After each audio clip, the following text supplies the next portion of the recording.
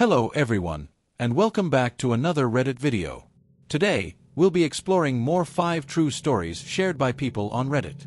If you enjoy this video, please don't forget to like and subscribe. Now, without further ado, let's begin. Hi there. This is relatively a first, regarding me writing things out on this site. Anyways, I used to live in the Brown Summit area, Guilford County in the state of North Carolina. Male, currently in my 20s, 17 at the time. I lived in a rather nice neighborhood, with my stepmother and father, my mother living outside of Reedsville. I would usually move back and forth, staying with my mother on the week, father on the weekend. For the most part, both areas were pretty quiet, maybe even boring to me at the time.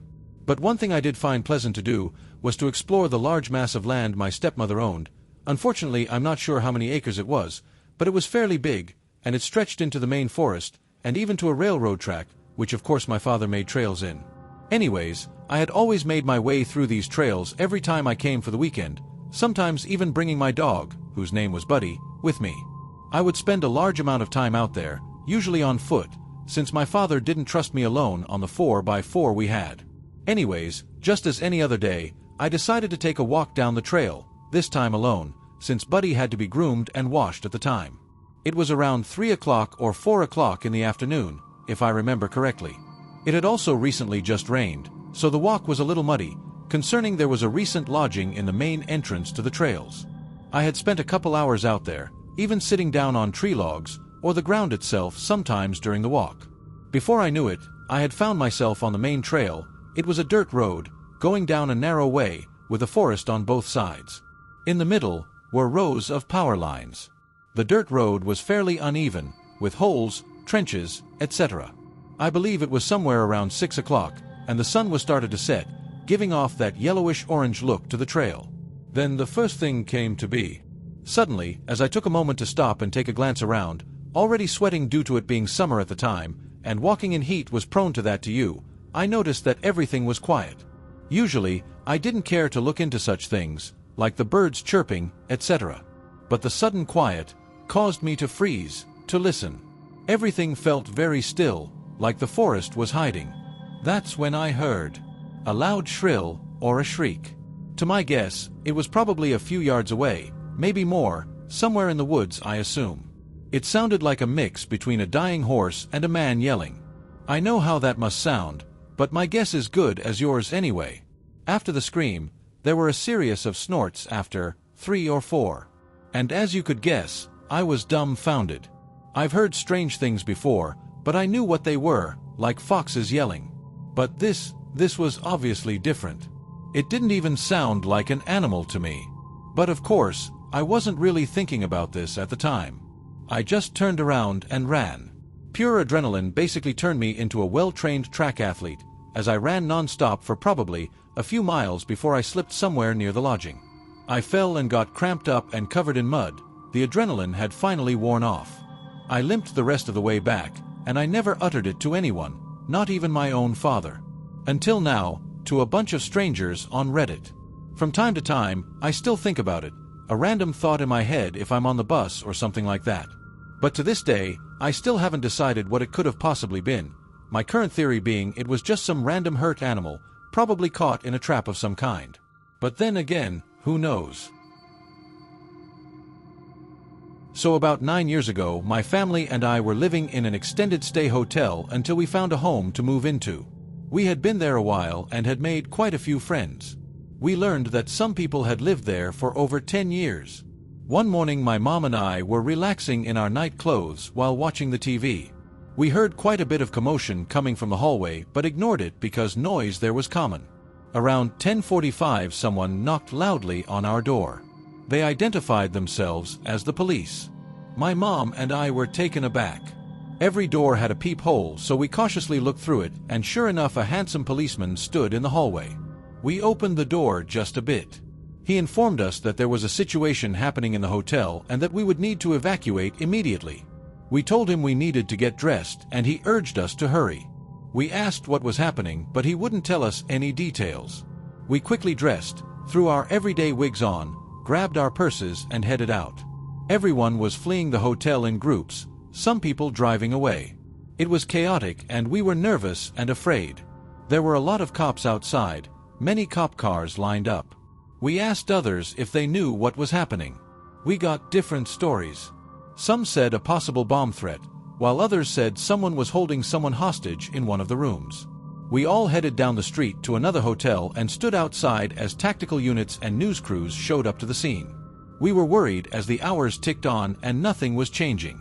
We had nowhere to go, we were getting hungry, and whatever was happening wasn't resolving itself. After hour 5 of standing outside, a nice hotel neighbor drove me to McDonald's around the corner for food, while my mom contacted one of my cousins who was at work. After hour 7, my dad was back, and the situation was still unchanged as many of us were still outside. Some people went to other hotels, while others slept in their cars. We weren't allowed to go back in and retrieve any of our needed items. My cousin left work and picked us up. She took us shopping for overnight supplies, and we slept over at her house. We found out later through the news that a young man and woman with outstanding warrants for robbery and drug possession had been taken into custody after a 12-hour standoff with police. Apparently, they had barricaded themselves in their room and refused to come out for 12 hours. They said when they finally coaxed them out, they came out peacefully. That's great and all, but they scared the crap out of the rest of us and inconvenienced everyone greatly. One man had just went grocery shopping and all of his food spoiled because he couldn't put it away in the fridge. Some people didn't have family to stay with or a car or money for another hotel. They were just stuck waiting the 12 hours. Another man needed to get to work and was taken there via police car. That was a crazy and scary situation because we didn't know what was happening. I'm glad it all ended well, and I'm grateful for my hotel neighbors and cousin. I was almost taken along with my cousins. The three of us were basically inseparable growing up, because of our ages being so close together and the fact that we were all girls under the same household. Old-fashioned favoring the boys who can do no wrong was a common experience for us. We were thick as thieves as a result of this, and we rarely went out without another when it came to going out to play. Our home was across from the elementary school we all attended, and sometimes we would play there when the school was closed. This was a time before schools were constantly locked up, but other times we would walk to the nearby park to play, since this was also a time where you could go almost anywhere unsupervised, and if you had a more neglectful family, especially so. The park wasn't too far from where we lived, so it was a quick walk for all of us, worth the time it took to be able to climb on the playset and enjoy the park's other recreational objects. I don't remember what we were talking about at the time, but we weren't far from the park when this person in a car pulled up to us. None of us had seen her before, so when she claimed to know our grandma, it threw us off. She said she lived not far from us and offered us a ride home, but in our guts I think we all realized something wasn't quite right, despite not being the most socially aware kids. We refused, but despite the refusal she kept insisting, saying that our grandma was worried about us, that she needed us home and all that. We continued to say no to her, and despite continuing to ask, we could hear the growing frustration in her voice. I don't remember too much from here, but the school was right behind us as it was a fairly big school, with multiple sections and buildings spanning behind a metal fence. We all knew we needed to get away from her somehow, so we started keeping an eye out for something that would help put some distance between us and her. And what popped up? A gate to the school, practically indistinguishable from the fencing aside from the hinges and some metal chains used when they would actually lock it, and thankfully for us this wasn't one of those times. We opened the gate as quickly as possible and ran inside, slamming it behind us in case she decided to give chase, and ran as fast as we could across school grounds. We only stopped when we were on the opposite side of school and hid in the school bathrooms as we waited patiently and fearfully to see if she had followed us.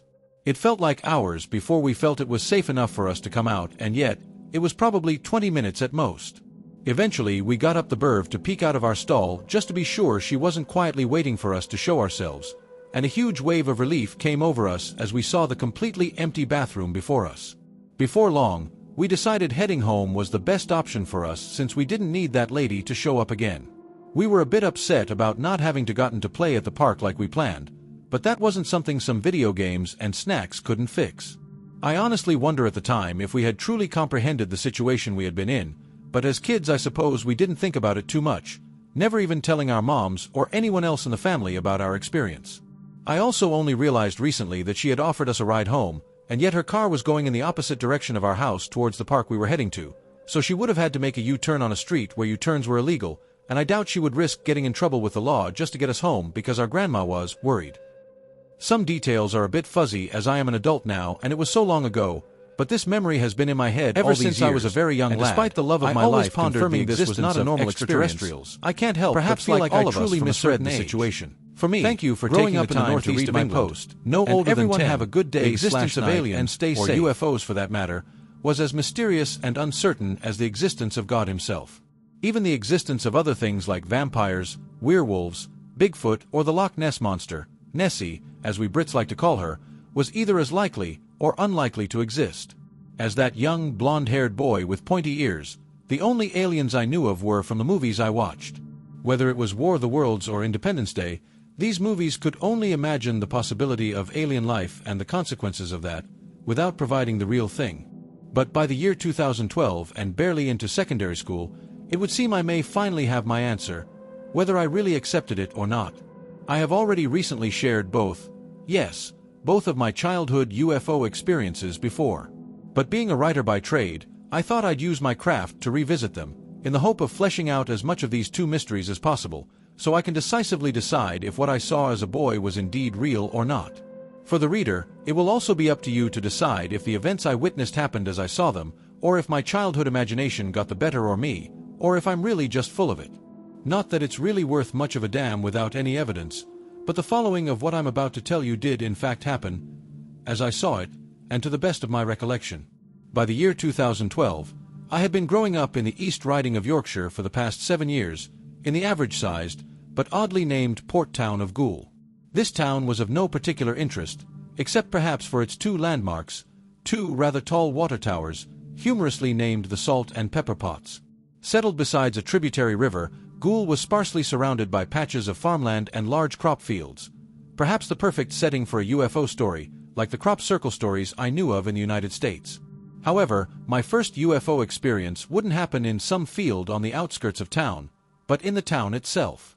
More precisely, it would happen no more than 100 meters outside of my bedroom window. Unfortunately, I don't remember the precise year this first event took place, although I do know it happened in either 2011 or 2012. Therefore, I was either in my final year of primary school, or my nerve-wracking first year of secondary. Regardless, I would have been around 11 years old. As a child and even through my teens, I was always a bad sleeper, either getting no sleep at all or waking up in the very early hours of the morning. It was on one of these early mornings that I woke up to my silent, pitch-black bedroom, with everyone else in my house fast asleep. Not having an alarm clock or phone to tell the time, I wondered what time of night it was, perhaps to know how much more sleep I could get. As I said, this was all a regular occurrence for me, as was peeking my head through the curtain next to my bedside to see if the sky was still dark. By looking out from my bedroom window, I would have seen my 20-meter-long garden which I regularly played football on, as well as the neighboring house on the other side of my back garden fence. But what I then saw, in the short distance over the roof of this particular neighboring house, would be a complete first.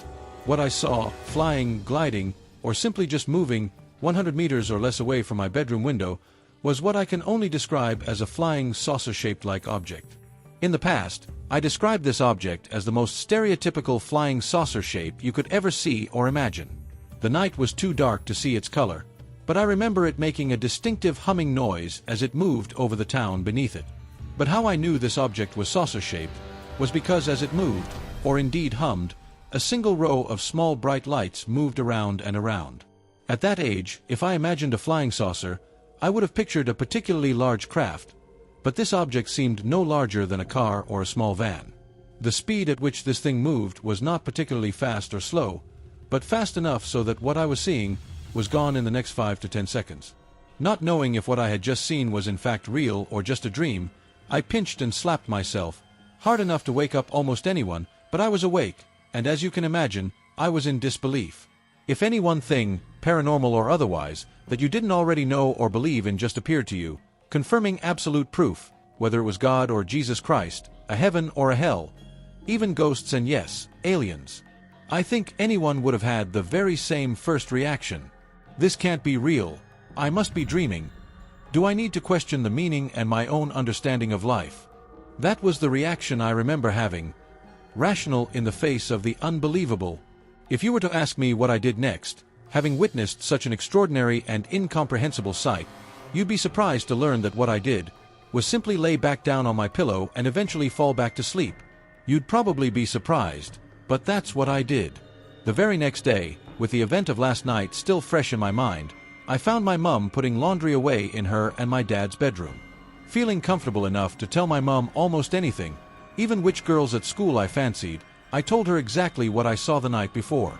Like any parent would, having been told a fictitious-sounding story by your young child, my mum showed no indication of surprise or even shock, instead responding in the lines of, "Oh wow," or "Oh really," as she carried on folding the laundry on the bed. I asked her if she believed me, and she said she did, but even before I confessed to her what I saw, I knew she wouldn't. Maybe I just needed to get what I saw that night instantly off my chest, and telling my mum would be the best way to do it, without facing ridicule from my friends, being laughed at by my sister, or simply just ignored by my dad. As unbelievable as this story that I told my mum was, I knew what I saw that night was real, and I think most people on this planet know when they are dreaming and when they are not, and I just knew I wasn't. If this was the case, then what I saw from my bedroom window that night was indeed a flying saucer, a UFO. It may then come as a surprise to whomever is reading this, as it did for me, to learn that despite bearing witness to what appeared to be an unforgettable UFO experience, I had almost completely forgotten about what happened that night, not fully recollecting what I saw until the latter part of last year. Was I in denial at what I saw? Did my mind just choose to repress the memory of it? When I first wrote of this experience only recently, an online user speculated as much to me, that my young brain couldn't comprehend what I had seen and therefore repressed the whole experience. But, like I have already said, this would not be my only potential UFO encounter, and the next time, thankfully, I wouldn't be alone. During the summer of 2012, and having just graduated primary school, my 6 friends and I ventured almost every day to the exact same place along the outskirts of town. We had found a field with a small adjoining wooded area, and very quickly, this area became our brand new den, which we spent most days climbing trees or playing tag hide and seek. At the very end of our den was a 4 feet wide creek, separating the field we played in from the town's rugby club that was also on the outskirts of town. The reason I bring up this creek is because my friends and I, upon discovering it, would also spend a lot of our time there that summer. We enjoyed playing this juvenile game where one of us had to leap over to the embankment on the other side, or cross via a narrow wooden plank we found to make a bridge. Being the attention seeker I was at that age, I was always willing to jump up and over to the other side. In fact, I was the best. Anyone else who tried mostly ended up with 1 foot in the less than sanitary water. Several months later, however, and nearly halfway through our first year of secondary school, our tradition of jumping creeks and field hide and seek had sadly become far less frequent with the ongoing school year. That was until one afternoon, or maybe it was evening, I don't remember, my friends and I ventured back to our den and the nearby creek, crossing over and entering behind the grounds of the rugby club. These grounds consisted of 2 large rugby fields and a smaller patch of grass by the side, which is where the creek had led us. What the 5 or 6 of us were doing there, I'm not sure. We did sometimes use the grounds to play tag hide and seek, or other times we just explored. But what I remember next from that afternoon/evening, in whichever autumn month it was we caught sight of something flying in the not-too-distant sky, and heading directly our way. At first, we must have thought it was nothing more than an airplane or Royal Air Force craft, as our town had them passing the sky on a regular basis. The closer this thing got, however, the more it started to look like something else, something none of us had probably ever seen before. It started to look like what our juvenile, imaginative minds could only interpret as an alien spacecraft of some kind, so much so that one of my friends said something in the lines of, "Is that a UFO?" As though speaking the minds of all of us. Whatever this thing was, it was still coming our way, and flying curiously low. As close as it was now, I think we were all waiting for this craft to visually clarify for us that it was some kind of plane. But what I can still remember vividly is this thing being directly over our heads, and my next thought while looking up to it was, "That is a UFO, an alien spaceship." Before any other thought could then enter my mind, whether it be one of awe, dread, or panic, I hear one of my friends a meter or 2 behind me shout. By the time I look behind me, all I see is every one of my friends running away towards the embankment of the creek, as though running for their lives. If I recall, it was just me and my friend George who didn't. I'm sure I thought of running too, but I must have been in such awe or disbelief at what I was seeing, and even if I did run, I thought it was sure to abduct me. Whether I ran or stood right where I was, I felt convinced there was nothing I could really do. If it was going to take me, it would. When I turn away from my friends to look back up at what I see to be an alien craft, what I instead see is some kind of low-flying military jet, turned slightly away from us now and flying off. My friends also must have noticed it was just a military jet, as they had stopped running and now joined slowly back with the rest of the group, realizing there was nothing to be afraid of anymore. Although my memory of the following conversation is hazy, we did discuss what we had just seen, with every one of us indeed thinking it was a UFO at first, only to then realize it was a military jet. I don't remember the conversation going any further from there, or what we even did afterwards for that matter. We probably just went back into town and played football at the park. However, something I discreetly remember to this day is that in the next 2 years that I still knew them, before packing up my things and moving abroad with my family, is that not a single one of us ever talked about the experience again, not even for a laugh. There was no, remember when we all thought we saw a UFO but it was really just a plane? I did drift away from most of these friends by the following year, as we were all in separate classes in school and played for rival football teams. So perhaps they did talk about the experience, except without me there. In my last year before moving abroad, however, I did reacquaint myself with my best friend Kai, who was there that day at the rugby club. We had drama class together that year, and it was in these lessons that we learnt all about these terrifying urban legends, in which the class afterwards had to dramatically perform them. It was also from these lessons that Kai and myself became obsessed with urban legends, so much so that we would watch scary YouTube videos about them. But in that same year, enjoying to be scared together, not once, to my recollection, did either of us ever bring up that experience at the rugby club. Not once. Kai was one of my friends I saw run away that day, so he was obviously scared by the craft as well. But I never brought it up either. In fact, I think I almost forgot about the experience altogether, just like my first experience a year prior to it. But what's even crazier to me is that I seem to forget about both of these experiences, regardless of what they were, for the next 10 years. If you're wondering why I am talking about this second experience, even though it only turned out to be a military jet, it's because since recollecting my first experience recently and becoming acquainted with UFO lore and history, some things about that day at the rugby club just don't seem to add up to me. Number 1. If this was an RAF jet, then it was flying dangerously low, potentially 100 to 160 feet above us. From what I've researched, RAF jets can fly as low as 100 feet, but when it comes to populated areas containing vehicles and civilians, then it can go no lower than 500 feet.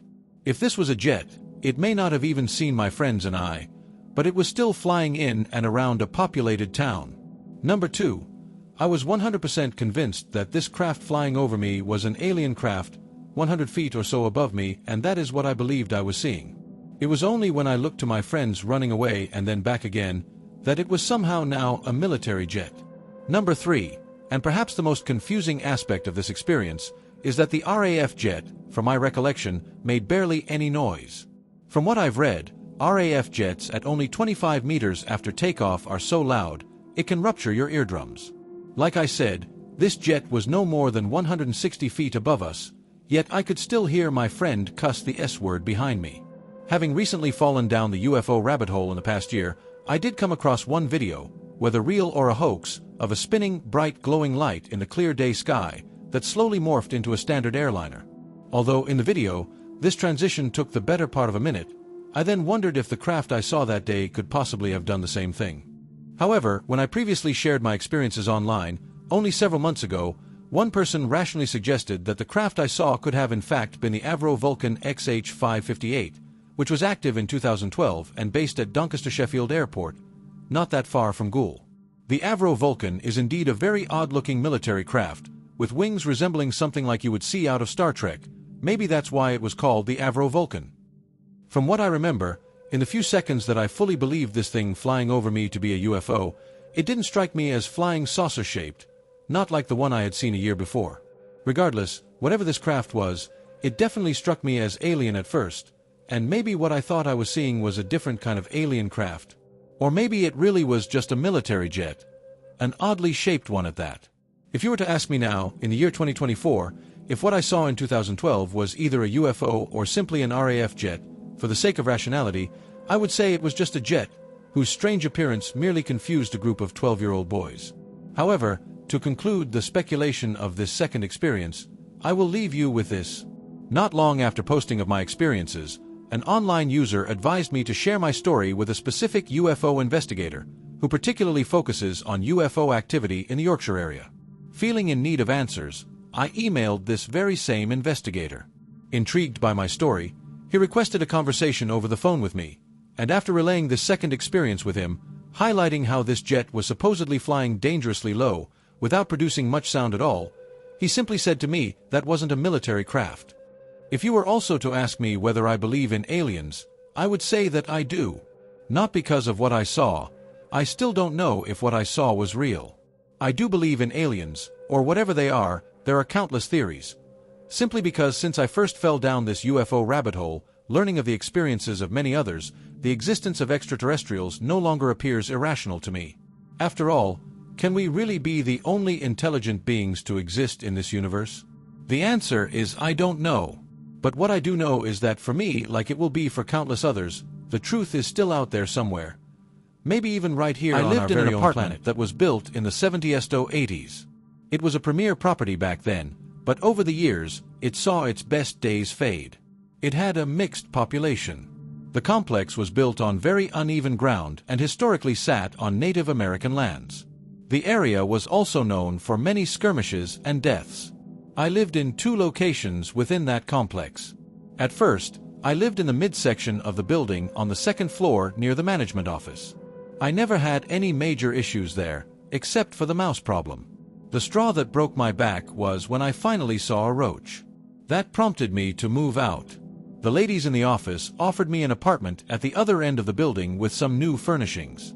It was a corner unit on the 3rd floor, far from the roaches. I was very happy with the offer because I had initially wanted to live on the top floor in a corner unit. Fewer neighbors and no footsteps walking above you. Or so I thought. I was satisfied with the move once I got settled. It was so quiet, no roaches and far fewer mice. Eventually, I broke my lease because of the mice, but I digress.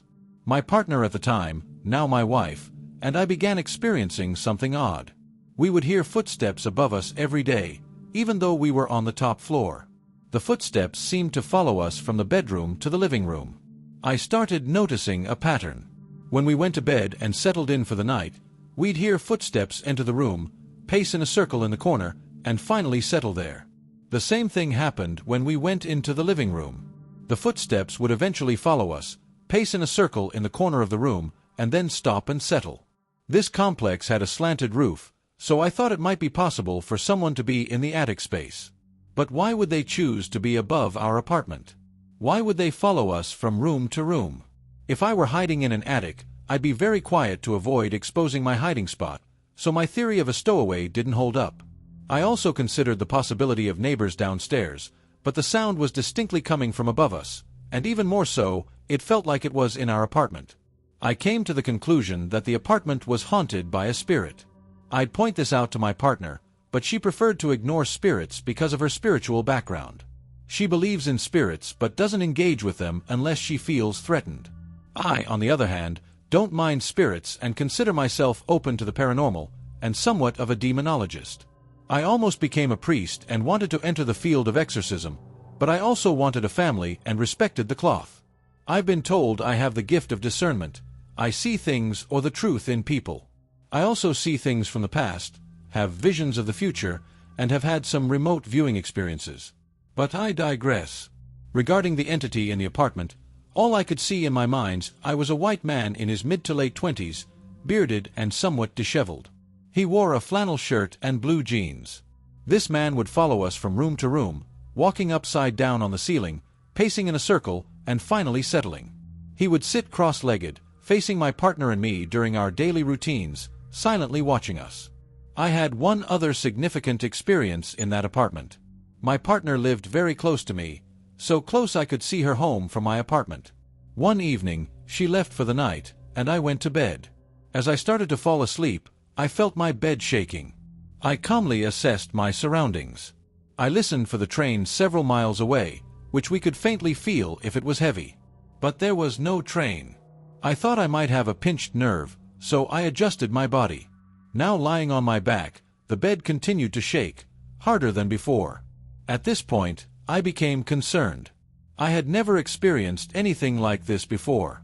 I decided it might be spiritual in nature and said the Our Father prayer.